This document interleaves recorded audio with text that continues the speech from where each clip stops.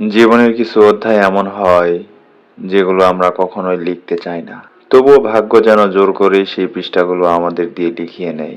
আমি হয়তো বাইরে থেকে দেখতে আগের মতোই আছি, হাসি খুশি সবার সাথে মিশি, কিন্তু ভেতরে ভেতরে আমি কতবার যে ভেঙে গেছি সেটা কেউ কখনো দেখেনি, দেখার চেষ্টাও করেনি। কিছু রাত আছে যেগুলো শুধু রাত না, এগুলো এক একটা যুদ্ধ।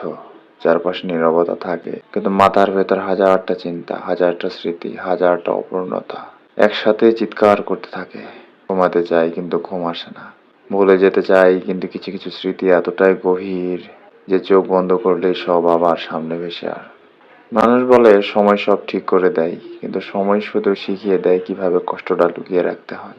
আগে কাটতে পারতাম, এখন আর কাটতে পারি না। কান্নাটাও যেন ভেতরে জমে পাথর হয়ে গেছে।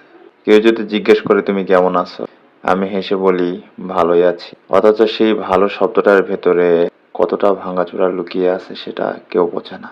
যাদেরকে একসময় নিজের থেকে বেশি বিশ্বাস করেছি, যাদেরকে ভেবেছিলাম জীবনের সবচেয়ে আপন, তারা একদিন এমন ভাবে দূরে চলে গেল যেন আমি কখনোই তাদের জীবনের অংশ ছিলাম না।